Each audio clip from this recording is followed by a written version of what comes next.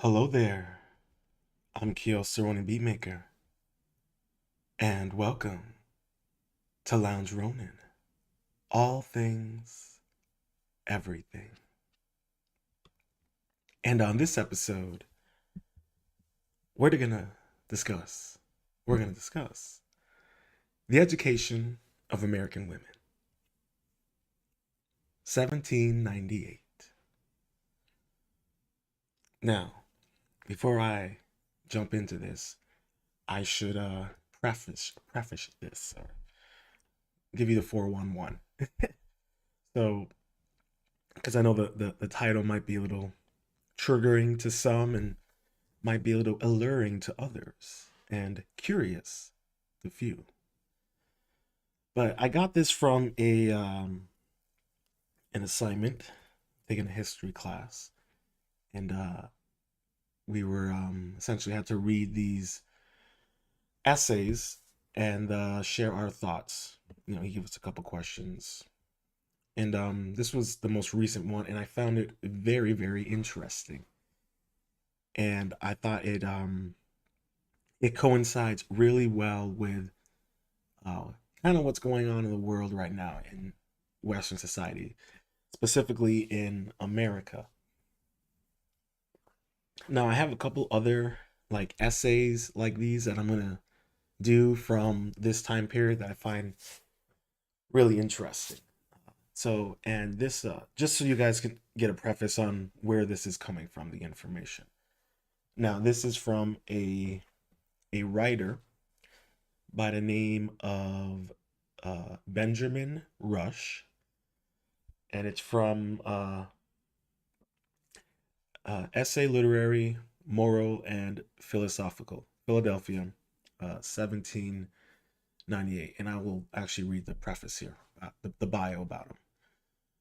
Benjamin Rush, 1745 to 1813, studied medicine in Philadelphia and the University of Edinburgh. He returned to Philadelphia in 1769 to practice medicine, advance American Republic values. For Rush, republicanism implied a host of social and moral reforms as Americans distinguished their society from what monarchical Great Britain. Here he advocates uh, improved education for women. Here, let me put it up there on the screen for you guys. So you guys are just not looking at the logo.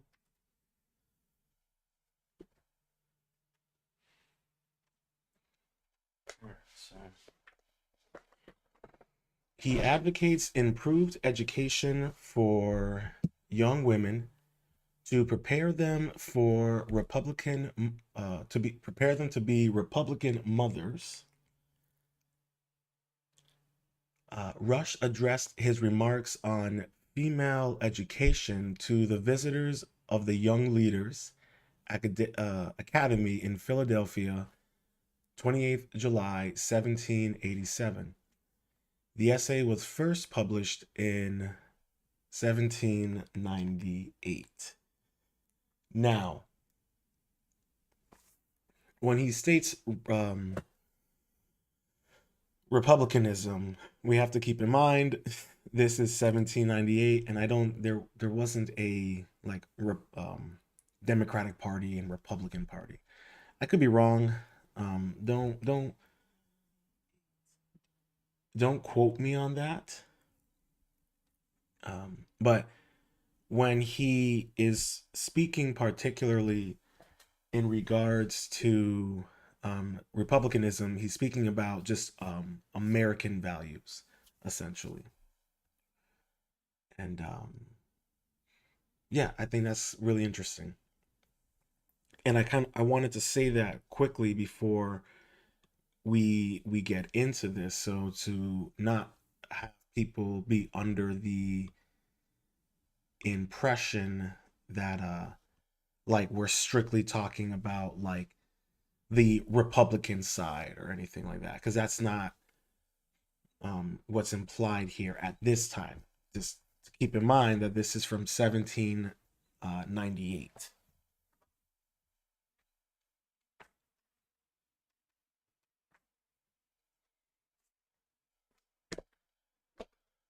Okay, alrighty. So let's hop to it. Now, I highlighted the parts that I find interesting and intriguing, and I'm just gonna, share my thoughts and give you my 2 cents.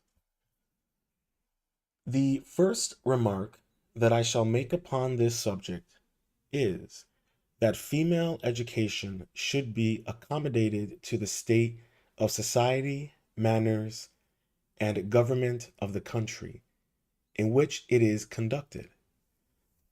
This remark leads me at once to add that the education of young ladies in this country should be conducted upon the principles very different from what is in Great Britain, in some respects different from what it was when we were part of a monarchical empire. Now, I what I like about this, and I can understand the the difference he's kind of trying to promote here, because it's interesting. Because if you look at it in the sense of like at that time in Great Britain, women didn't really have you know the luxuries that were seen in America at that time. And I think, he's kind of looking at it in the sense that, like, rather than just having um, a, rather than having the household and women live their life as a monarch does in terms of the way they subjugate their people, it kind of causes a imbalance in the society. And I think you can see how that how apparent that is even when you look at it in terms of the French Revolution, for example, uh or the War of Roses, I believe it's called. I'm not sure, don't quote me on that one. Like I said, not a historian here, so I might occasionally throw out some inaccurate information, but hopefully someone in the chat who's more of a history buff than I am will be able to grace us with their knowledge.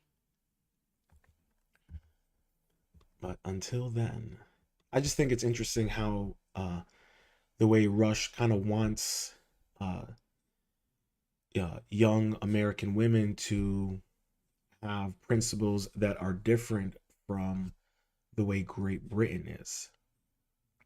And I think that kind of, it's kind of part of what makes what makes the Revolutionary War and this country very alluring, is this idea of creating of a country of individuals that are unified under the same values, morals, and creed, and religious values as well, I should say, or I should add in there as well.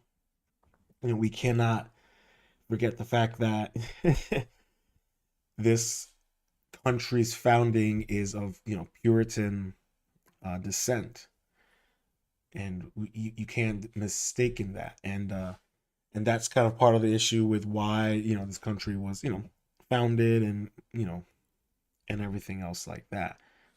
But I think that's also kind of an interesting connection, where you look at it in Great Britain at that time, where they would dictate the religion that people would believe in. And and then you come to America, and you have the Protestants, you have Quakers, you have Christians, you have these different sects, and who are intermingled and living amongst one another, and at a time, took up arms together. And I think that's something that you then would see in terms of how the values and the principles in America would need to be different from Great Britain, because in many ways they contradict Great Britain's principles for women at that time. And I will continue. There are several circumstances in the situation, employments, and duties of women in America which require a peculiar mode of education. The equal share that every citizen has in the liberty and the possible share he may have in the government of our country make it necessary that our ladies should be qualified to a certain degree by a peculiar and suitable education to concur in instructing their sons in the principles of liberty and government. Now, I find this very, very interesting. And I think it's very, now probably should also have prefaces at the beginning that, you might hear some controversial opinions and perspectives in here, but, that's life. Tough cookies. But I do really agree with and really truly see the value in traditional values for women and for men. I really do see a lot of value in that. And partly it must be because of, as I'm getting older, my life experiences, my own values are changing, and what I am looking for within myself and in a partner are also changing. So I think for me it resonates with me because it's also something I think that is really we're losing in this current era in Western American society. The traditionalism that is rooted in men and women is being eroded by the woke culture, the separation of man and woman, and the deconstruction of the identity of a man and of a woman. And I think that has is causing and the is really eroding the values and morals and creeds that this country was founded on and has expanded on. And this is also you look at it, especially with what's going on in the feminist movement and the the damage that unfortunately it is causing women and what it's causing for the prospects of having a unified community and unified families. 90% of marriages are in divorce, or 90% of divorces are initiated by women. One in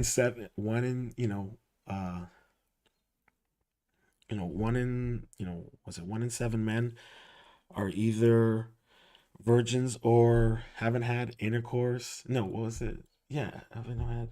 No, men between the ages of 18 and 35 are either virgins or haven't had intercourse in over a year.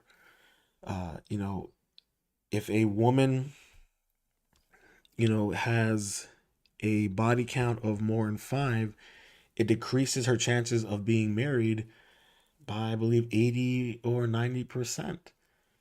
And by getting married, by that marriage actually lasting. And you may, and I'm saying these things, you can do your own research, look it all up yourselves. I'm not gonna go out there and whip it all out, but it's more for you guys to kind of get an idea of where I'm going from this, and then, make your own decisions on, you know, take my perspective, what I'm saying, and filter it out for your own. But what I find interesting about what it's saying here is, the some of the principles of liberty in government to, instructing their sons. And I think, I know why are they not including men, but I find it interesting because it's kind of like, and I'm trying to say who was it? I think it was Melanie King. I can't remember who said this, but they were talking about, or was it? It could have been, may have been Hotep Jesus. I think it was Hotep. Yeah, I think it was Hotep Jesus who was saying that, like, women, create the culture in the household, and I think that's very telling for instructing the sons in the principles of liberty in government, because it's kind of like, if you are, you look at the households of young men who are raised with, with moms who are, all up in the woke culture. They're all up in, the blue hair stuff, all that stuff. And you then look at the correlation between the way their behavior, the way they act, and their child. And in some instances, these parents are unfortunately, chemically castrating their kids, or, having, just, it's unfortunate what's going on.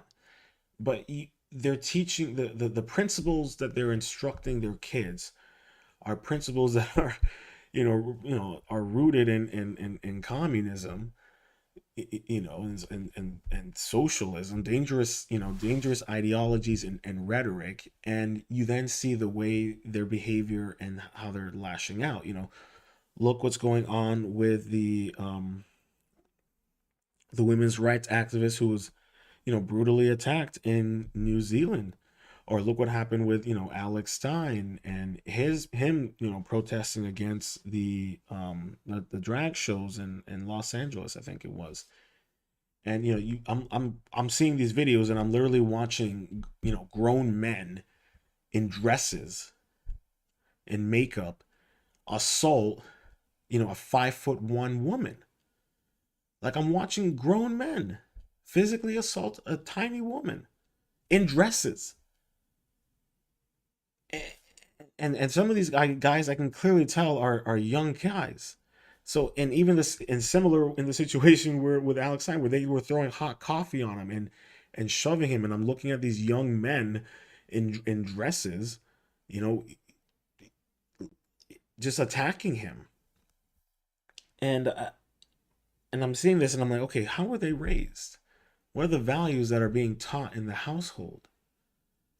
And, if you look at, if you follow, libs of tip talk, and you've seen, some of the crazy videos of, these, young kids who are, 10, 12, 13, dancing at drag shows for adults. And, these are kids, boys. And that is, we all know what that is. And I'm not going to say it on here because I don't need to get in trouble for saying it. I've already said enough that might get me in trouble. But I gotta be honest here. Uh, this is a problem, and coincides with, the quality of certain degree, that the our ladies should be, um, qualified to a certain degree of a peculiar and suitable education to concur instructing their sons in the principles of liberty and government. And you're not seeing that right now in terms of the way these households are being run, especially when, 90% of these divorces are initiated by women, and who benefits in the divorce? The women. And so they teach these young men, these, you know these, no, there's no values, there's no morals, there's no direction, there's no leadership. And if you look at the statistics of, of men in prison, and you look at how many of them are single parents from mothers, a lot of them, majority of them. So so And then you have to ask yourselves, what kind of values are they teaching, these single parent women? And not all single parent mothers are like that. I can attest to that because my mom was a single mother, right? And she can attest for how her values changed. She didn't actually even want to have children. She did not want to have me. So, and her values changed because of my father and their marriage. But it ended. I'm being honest here. So literally just said, I was raised by a single mother. I'm very fortunate. I'm one of the outliers. I didn't wrap up into the system like many other kids and young men who come from single parent households, particularly from mothers' households. There was a photo that was showing, you know, Arnold Schwarzenegger, and he has two sons. And the picture was both of the sons. One who was raised by the mom. He's overweight. He just looks miserable. He's got like nose piercings. I can't really remember that much, but I remember how overweight and just how miserable he looked. And then you look at the son who was raised by Arnold. He's in shape. He looks happy. He looks like he's thriving. And I'm bringing that up because you kind of get you have a little bit of a comparison there, and Arnold Schwarzenegger, if we're going to be honest here, seems is more conservative. He ran as a Republican, anyways. I believe so. I don't know about that one, but he seems more conservative leaning. But what I'm trying to get the point at is the principles. When there are no principles being instructed in home in regards to how to be a thriving young man in America and how to navigate the laws and your freedoms and the government. That's not being instructed in terms of the culture in relation. And I think that's something that is part of the cause of why you're kind of also seeing the collapse of the family home in America, and the collapse of Western society, the collapse of America. Because if America collapses, Western society collapses. Because we are the pinnacle, we are the spearhead. And so I find that this section is very interesting because you know despite the fact that I didn't have a father growing up, I still had a mom who instructed principles in me on what type of man she expected me to be and what type of man society expected of me. And she was able to balance that out in relation to how I need to navigate, my liberty as an American and the government. And she taught me those things. And I'm fortunate to have a mother who teaches me those things, and she still does now. So, and what I'm talking about, even and that's kind of the point of what I'm talking about is that if if and a part of that is also because of my mom's upbringing and her and her education. My mom is an educated woman herself. She went to school. She got an education, everything like that. She had me. Um, but I know that when we have talked, that she wishes that she had was able to spend more time with me. I'm sure that if I, would talk to my mom now and ask her, she would probably say that she would have preferred to have been a traditional woman. Uh, maybe I'll call my mom right now and ask her. I'm gonna call her right now. Do this live.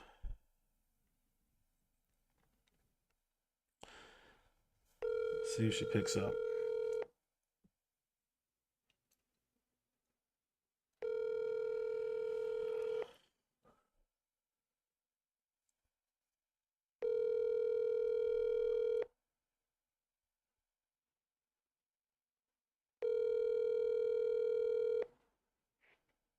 I'm sorry, but the person you called has. Oh, oh, not picking up. Okay, well, if she does pick up, we will inquire. But what I was trying to say is that essentially, what you're seeing right now in a lot of these households in America, and even the ones where there's the father as well, but the wife is the one who really wears the pants and has the balls, and the husband is the one who got the vasectomy.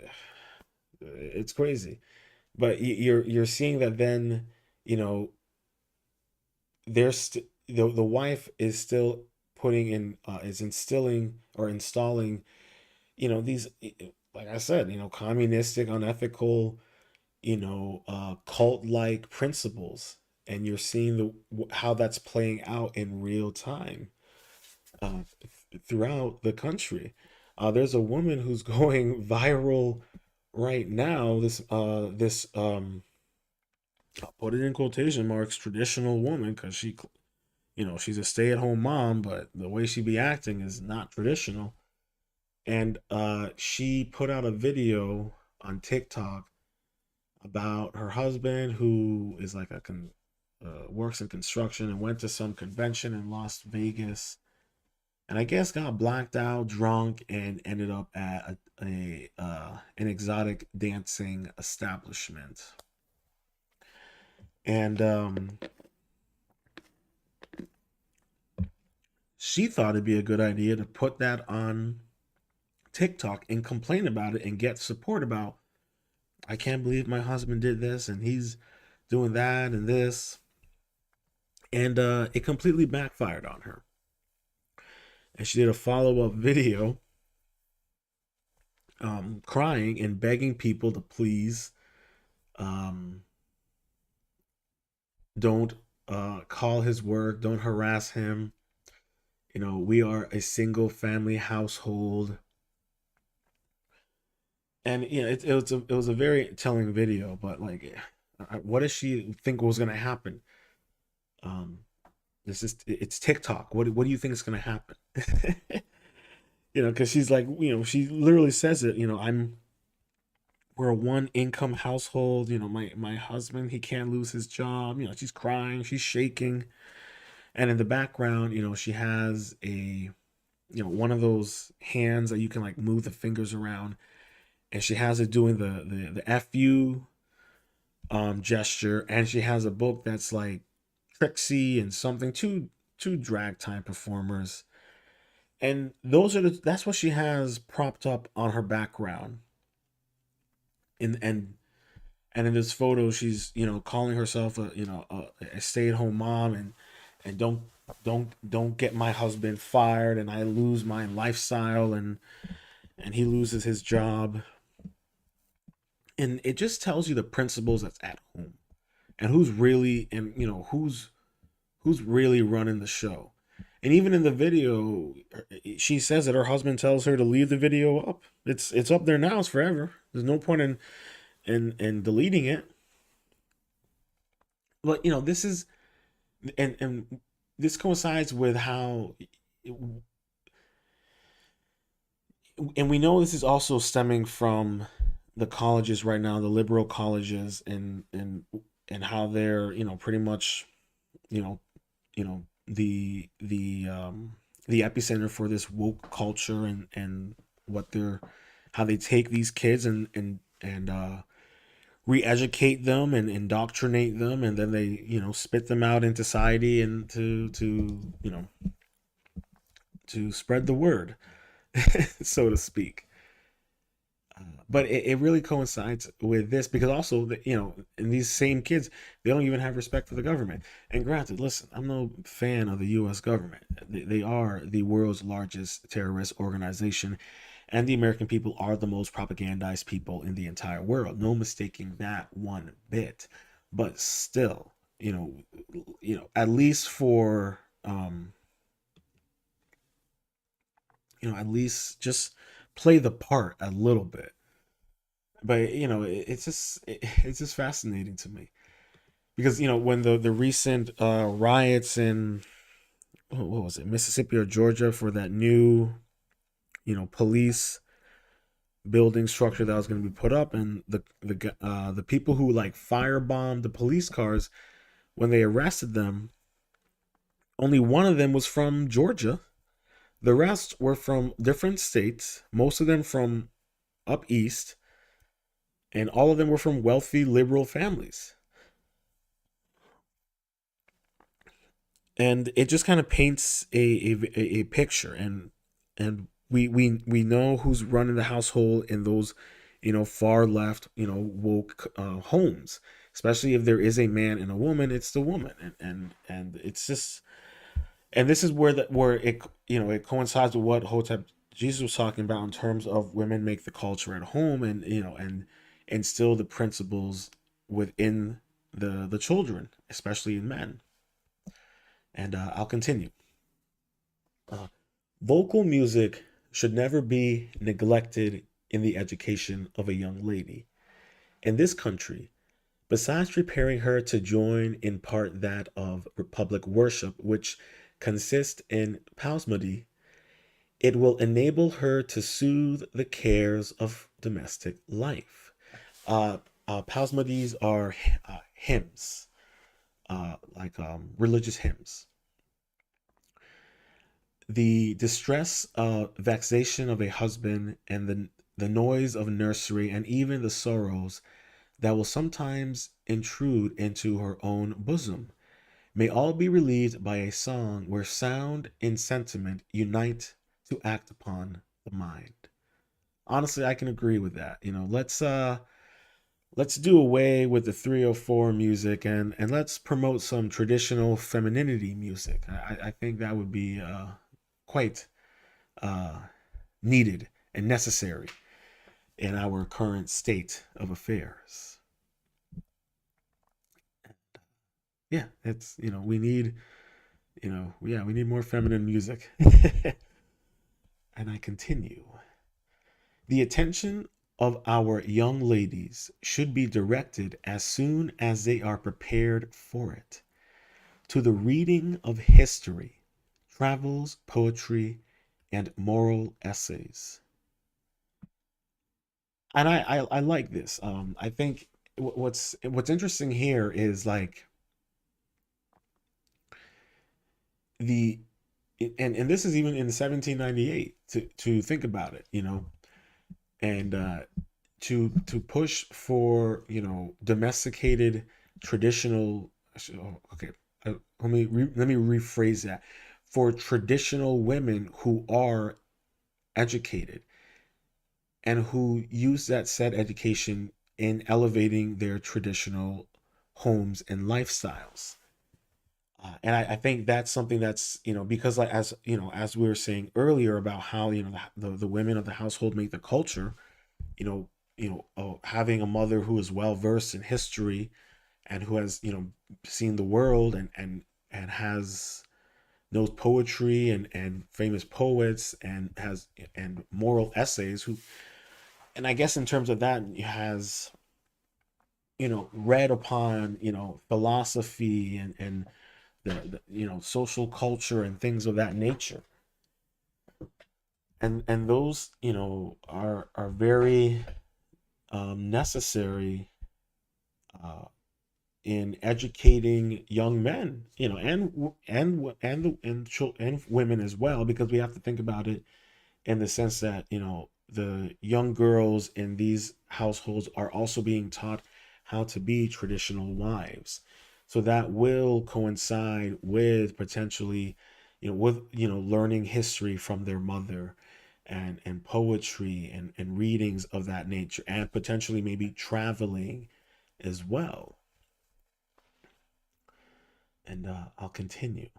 These studies are accommodated in a peculiar manner to the present state of society in America, and when a relish is excited for them in early life, they subdue that passion for reading novels in which so generally prevails among the fair sex. And I think that's interesting too.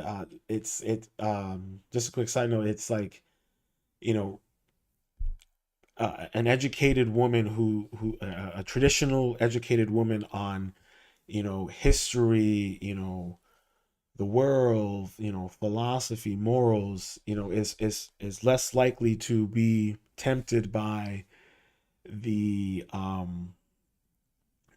the Real Housewives, the Love is Blind, the the telenovas, the soap operas, all that kind of all that nonsense. I think that's interesting, and it is a little bit of its time, because there are plenty of women out there who are very well versed, who are very traditional, but who do love watching you know um, Real Housewives of whatever, because they find it entertaining and hilarious. So I'm not saying that you can't do that. I'm just saying that we have to keep in mind a little bit of this is of the times, but I think it's also very reflective of the present. And I'll continue. As yet, the intrigues of a British novel are foreign to our manners. Let it not be said that the tales of distress which fill modern novels have a tendency to soften the female heart into acts of humanity. The fact is the reverse of this.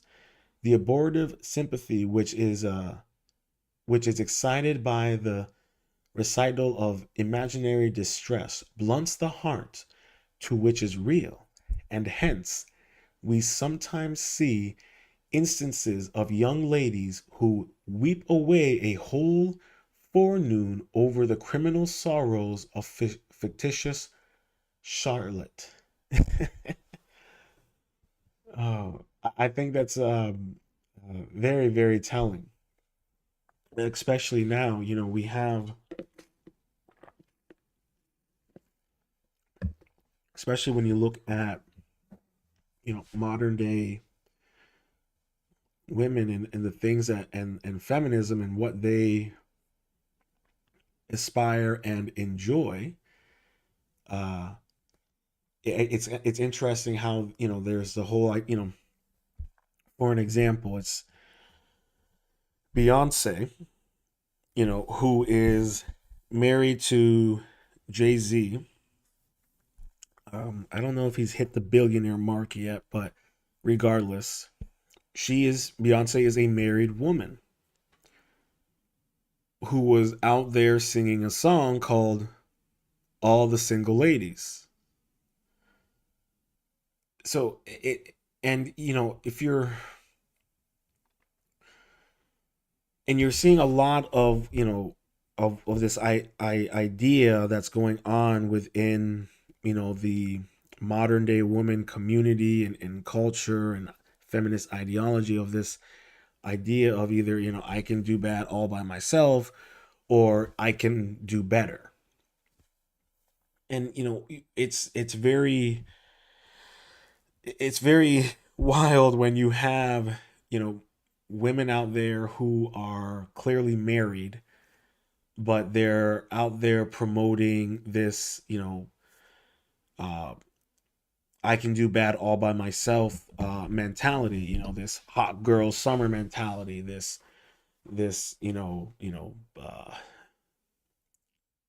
God, what's it called, this just the 304 mentality, this wilding out mentality that you're seeing a lot of you know in the feminist movement right now currently.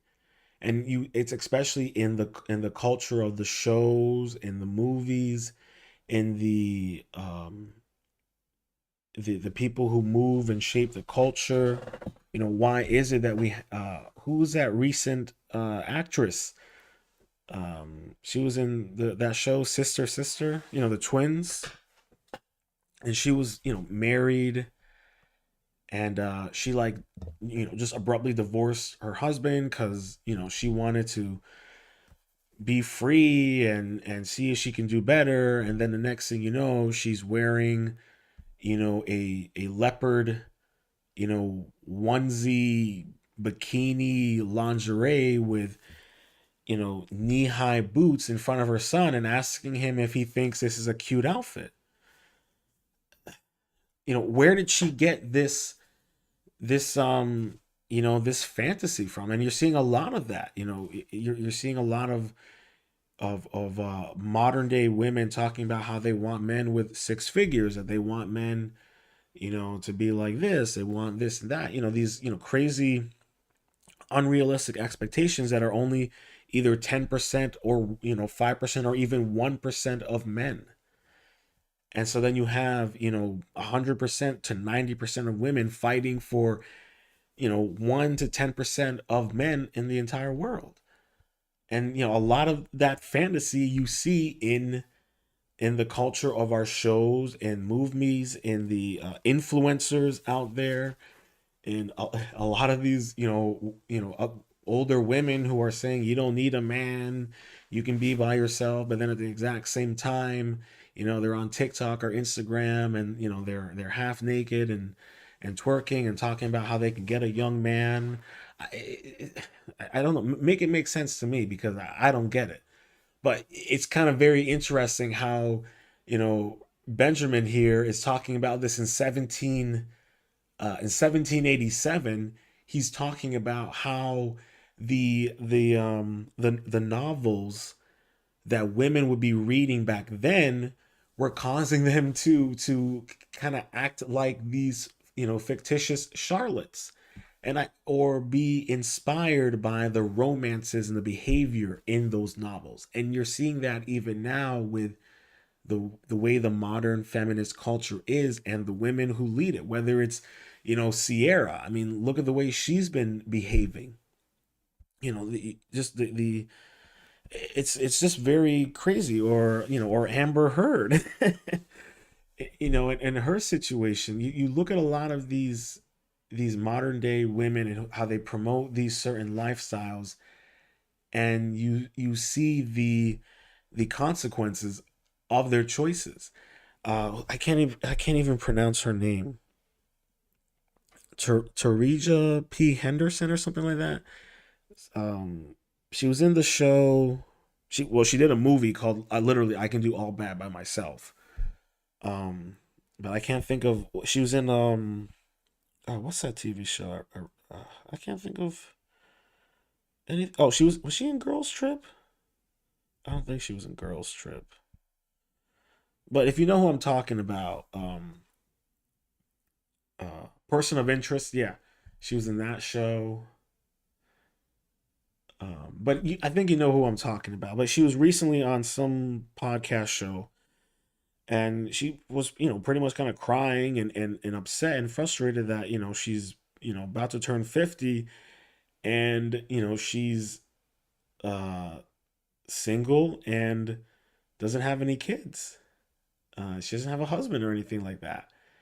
And she was kind of like, man, I really, I'm at this point where I'm not gonna have a family. I'm not gonna be able to really have that experience. And it's just very telling, because even she was sold the lie, and a lot of women are kind of waking up to that. And it's very telling that she does a movie literally called I Can Be Bad All by Myself, and she literally lives that life, and then has an epiphany and realizes, what what have I done? you know what was it, like 90 or 50% of women's eggs are gone by the time they're 30.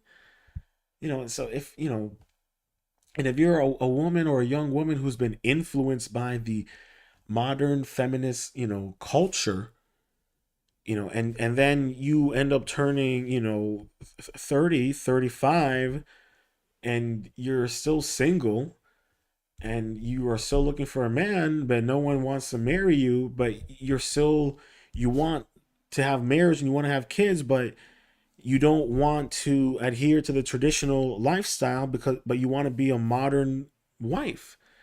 And men are starting to kind of wise up to that, and they're choosing to not engage in that. And so you have women who are being influenced by the modern day feminist culture within films and TV shows and influencers.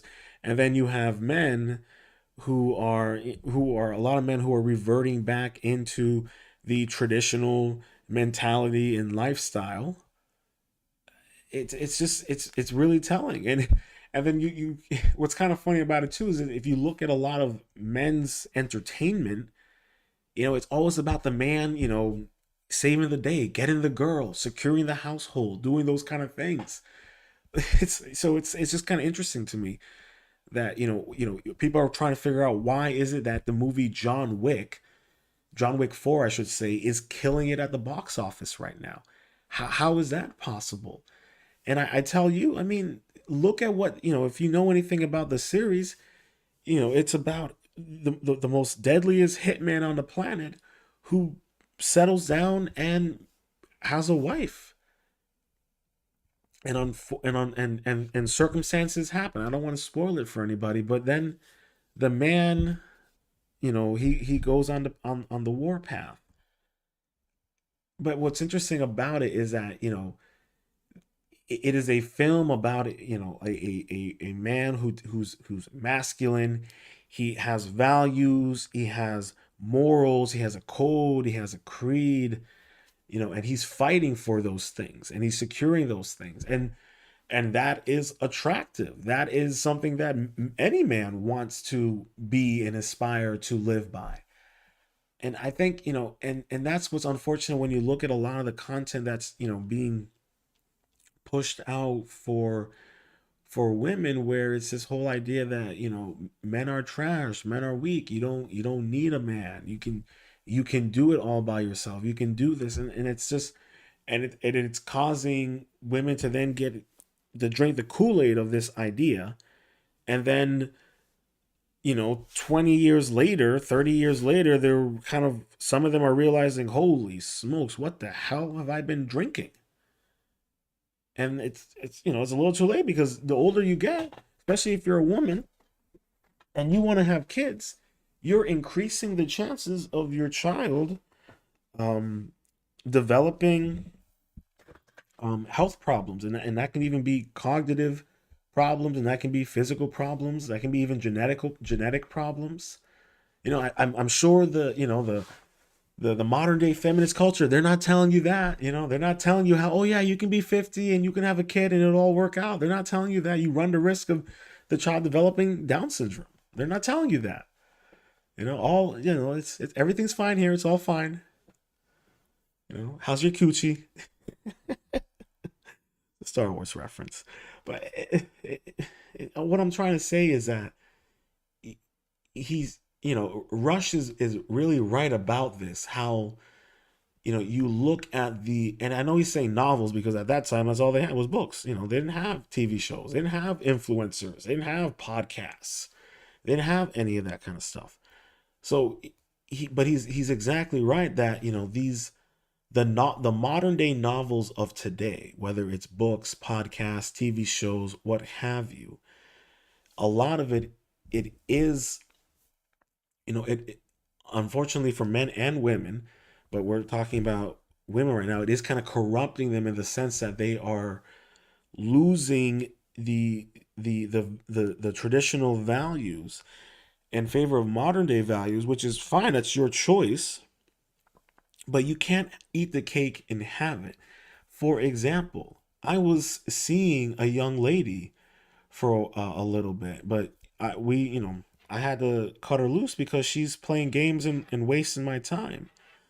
And and if I'm for and I even explained to her, like, if I'm gonna have a long term relationship with a woman, she needs to have some traditional values to her. And she was kind of telling me, oh well, I can still be a modern day woman and have kids and do this and that. And I'm like, you can't eat your cake and have it, especially nowadays. You can't. And it's also, well, what do you have to offer to the table? You're 26 and you still live at home with your mom.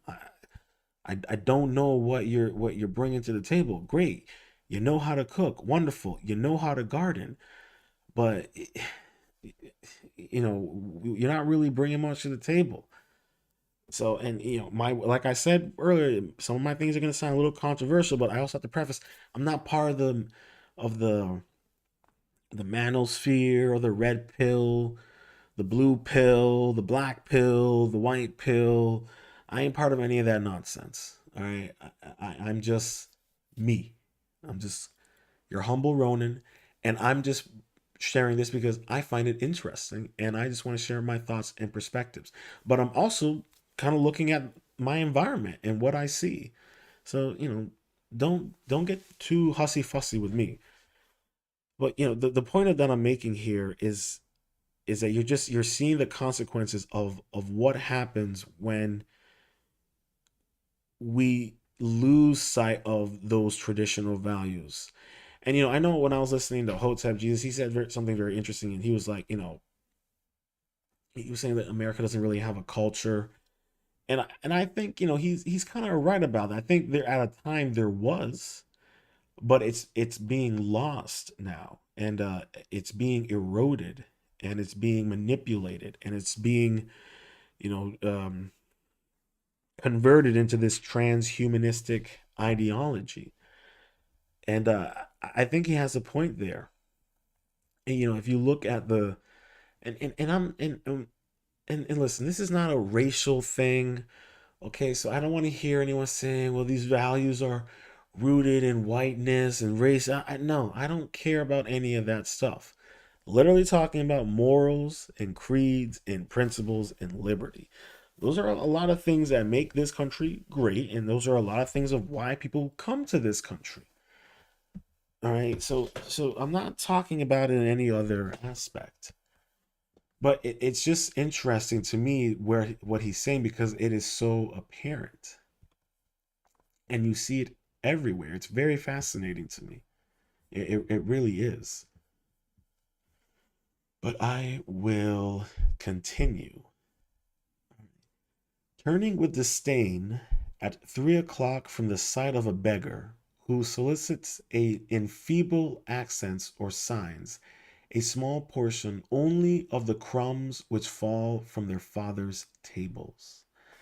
And that's interesting. It is kind of interesting the way, and also keep in mind this is a little outdated, but we are kind of conditioned to ignore our surroundings due to what we read and what we are watching on the television. And it's just interesting just to note how we don't, and also how privileged we are what in this country and in our own environments, in our own communities in many ways. So I do find that very interesting because it does kind of coincide with what we read and what we watch on TV. If you're just told that, a group of people are bad or bad or bad, if you're told that, if you don't like the new Little Mermaid movie, then you're a racist. I mean, like that, or all MAGA people are terrorists. It falls into that whole narrative of being fed through the propaganda in our books and TV shows, in our education. So I think that's just a little cool little insight there. And I will continue. It should not surprise us that British customs with respect to female education have transplanted into our American schools and families. It is high time to awake from this servility, to study our own character, to examine the age of our country, and to adopt manners and everything that shall be accommodated to our state of society and to the forms of our government. In particular, it is incumbent upon us to make ornamental accomplishments yield to principles and knowledge in the education of our women. The influence of female education would be still more extensive and useful in domestic life. The obligations of gentlemen to qualify themselves by knowledge and industry to discharge the duties of benevolence would be increased by marriage, and the patriot, the hero, and the legislator would find the sweetest regard to their toils in the approbation and applause of their wives. Now, I know that right there it's going to be a little controversial to some people, but I find that beautiful and very telling. You know, it's it's kind of speaking from a man. We most men we just we want a woman who's feminine, who's funny, who's peaceful, supportive, traditional. That pretty much that's kind of what most men really want. And especially when it comes to, being married. Now I'm and I'm gonna to I know that marriage is not beneficial to men, but let's for a moment here, let's kind of put aside the unfortunate reality of marriage for men and just look at what it could represent means wholeheartedly, despite all the negative parts. It's something that especially what Rush is saying here, how it makes being he's kind of talking about how for a man it makes being an American that much better, because not only are you supporting your country by being an individual, by promoting the values of the country, but you're also instilling that into a new generation of life that you and your wife will bring into this world. And what's beautiful about it as well is how showing of women who are of educated traditional value, how they can elevate men and make them better and make society better. He says it right here: by knowledge and in industry to discharge the duties of benevolence would be increased by marriage, and the patriot, the hero, and the legislator would find the sweetest regard of their toils in the approbation and applause of their wives. And Rush is saying it right there. You know, the men who of value, men who of the country, men who build this country, from the plumber to the construction worker, to the mechanical engineer, to the electrical engineer, to the pilot, to the oil refinery workers, what have you, to excuse Pablo in the background, he's coughing. All of these men, who have built this country, elevated by the fact that they had a wife there to support them and to help guide them into the struggles that they would deal with at that time, and to ensure that the um the principles of liberty in government and individuality are taught to the children, because like we were saying earlier, how the women make the culture of the household, and that influences everything else. So I think what's incredible about that is how it makes it makes a government official be a better person, be a better man, because he sees the value of his worth, his country, in relation to his family. And that goes for the plumber, that goes for the soldier, that goes for the officer, that goes for the pharmacy technician, that goes for the manager at Stop and Shop or Walmart. It doesn't matter his employment. What matters is he making worth of his time on this planet? Is he improving his community? And that community could be where his town, his family, what have you. Because I have this saying that I always kind of remind myself: it's bigger than you. And when you are a man and you are married, and that marriage is of value and of worth, and it's thriving even during the tough times, you know you become a better and greater influence to the world around you, and you influence other people. And I think that's also what Rush is kind of was invoking here and talking about how, you know, the wife makes the world a better place. You know, the traditional educated wife makes the world a better place, makes men better. And I would have to agree with that. I think, she's making a very valid point there. I mean, he's making a very valid point there. Okay. All right, and we continue. Children would discover the marks of maternal prudence and wisdom in every station of life.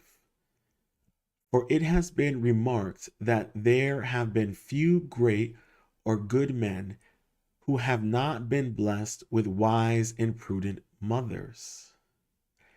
I know that the elevation of the female mind by means of moral, physical, and religious truth is considered by some men as unfriendly to the domestic character of a woman.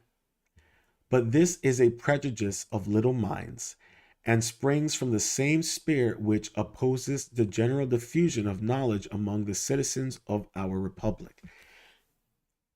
And there, Rush is circling back to why we need to distance away from the way Great Britain instills their values into their women.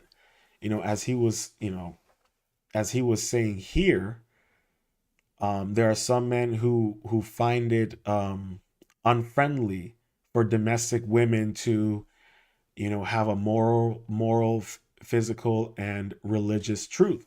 And think about what he says there: moral, physical, and religious truth. So he's talking about a woman who has a strong moral founding. She is physically healthy, and she practices religion, which um re which reaffirms her morals, which ensures her physicality of her body and her mind. And I think that's, what's and that's what he's saying. What makes will make America great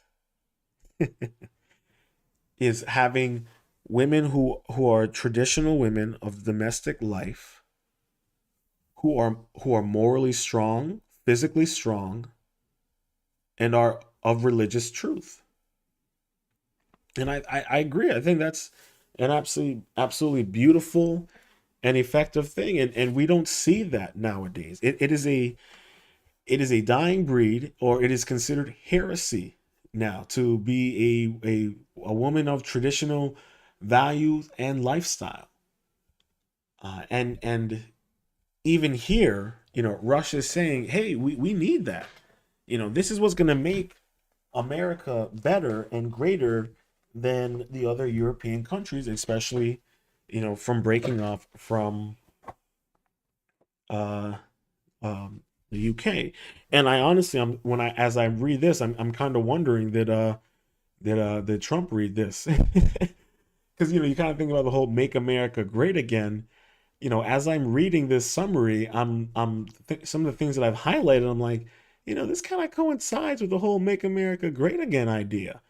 I kind of see what's going on here. And even as I'm reading this, I'm looking at, okay, this is a lot of things that even men nowadays want and are looking for in themselves, in their community, and in the women that they want to settle down with.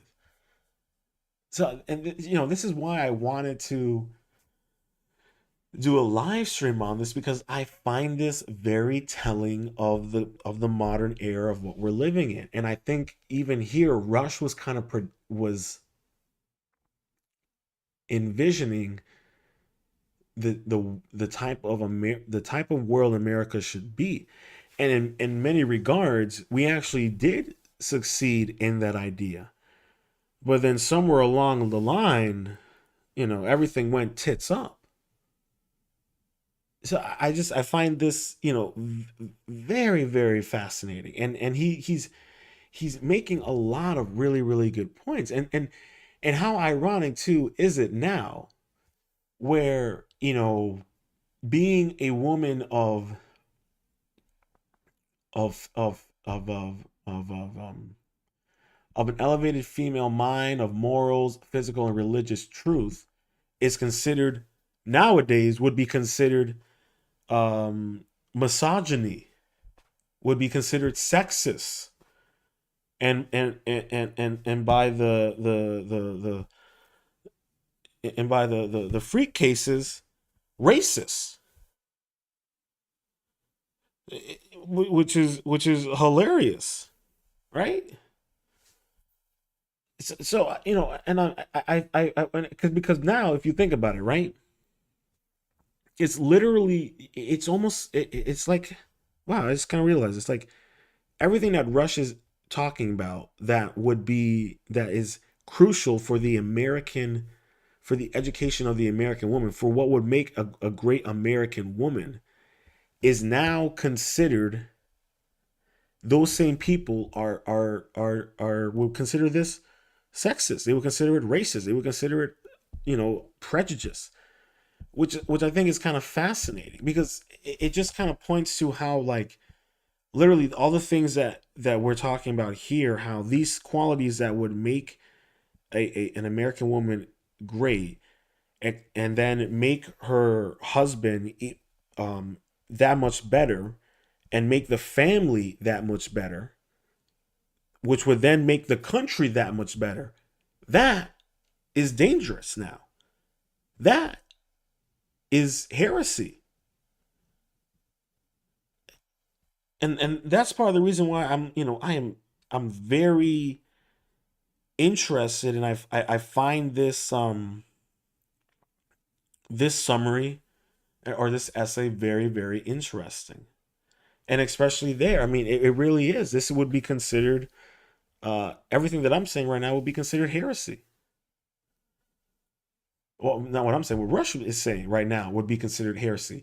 If this summary came out right now, all right, Benjamin Rush would be canceled. He would be canceled. He would be doxxed. They would be harassing him. They would be coming after him. If this article came out now, but it is, it's really incredible, and especially how he says here, children would discover the marks of maternal prudence and wisdom in every station of life. And as we said, the women of such physical, moral, and religious truths will instill that onto the children, and the children will then pass that along to their children and into society, and then it makes this country that much better. And so it has been remarked that there are,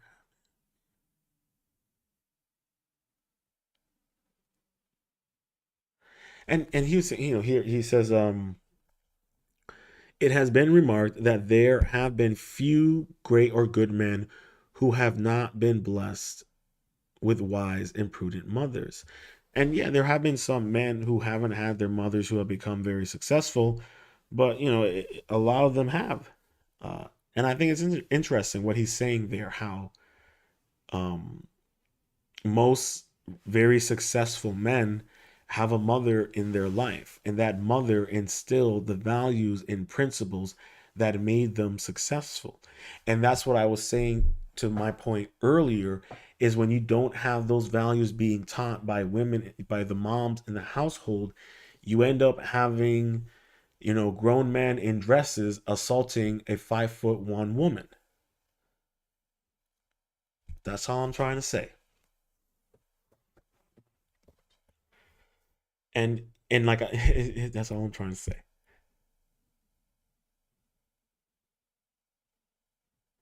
All right, next part, and I'll continue here. Because I said, okay, but this is a prejudice of little minds, and springs from the same spirit of which opposes the general diffusion of knowledge among the citizens of the republic. That was the last thing I said, and that's also coincides with why, Rush was like, we need to get away from Great Britain, because even they didn't want the regular folk to be educated, And he was saying, I want women to be educated, but I also want that education to coincide with traditional values and domestic life. All right, I continue.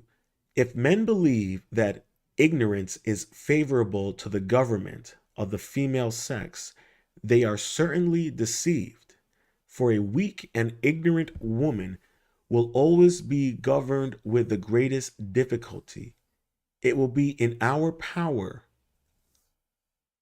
ladies, to correct the mistakes and practice of our sex upon these subjects by demonstrating that female temper can only be governed by reason, and that the cultivation of reason in women is alike friendly to order of nature and to private as well as public happiness. So, Rush is essentially saying, ladies, y'all need to hold yourselves accountable. I'm not saying as eloquent as Mr. Rush here said, but essentially he's saying, you know, ladies, you're your own worst enemies. And you're seeing that right now with the modern day feminist culture. The modern day feminist culture has literally made women their own worst enemies. They are literally, you literally have women of this modern day feminist movement willingly and desiring to erase women. So, and hey, I'm not here to make any sense of that, but it is very, very telling. But he essentially what and I like he's like women need to hold themselves accountable. They need to correct the mistakes that they're making, especially right now with this modern feminist movement. It is really it's causing a lot of issues for women right now, and they are literally they're erasing themselves, and they're doing so much damage to their own community and their own culture that I don't know how they're going to be able to recover from this. And I would suggest that maybe some women might take want to take a read of this essay, take a listen to this live stream. But like I said, I'm all about mindfulness and how to be the best version of yourself by being better than yesterday. I'm no dating coach or relationship coach or any of that kind of stuff. Like I said, I'm just your humble Ronin, and I find this to be very interesting. And as I was reading this prior to doing the live stream, it was very telling of how this is very reflective of what's going on in our own world. But literally, he says it right here. It will be in our power, ladies, to correct the mistakes and practice of our sex upon these subjects by demonstrating that the female temperament can only be governed by reason. You hear that, ladies? Reason. Even back in 1798, Benjamin knew, yeah, these kiddies are very unreasonable. They be wilding and out. But I'm, being slightly facetious here. But it's just very telling to me, and this was fascinating, absolutely fascinating. This was wonderful. I thoroughly enjoyed reading this summary, and I think I hope others out there who take a listen to it, they do their own reflection on this and think back on some of these things and look up this essay. There might be more to it, but I find this very interesting and fascinating, and it really does reflect a lot of what we are currently experiencing in this day and age. And I'm really glad I was able to share this with you guys. I hope you enjoyed this episode of Lounge Ronin, all things, everything's. If you're catching the replay of the live stream and you've made it this far, please make sure to hit that like button and leave a comment with your thoughts below. And please share this stream out. I hope everyone is having a wonderful weekend. And until the next time, Stay positive, stay focused, stay true, and much love.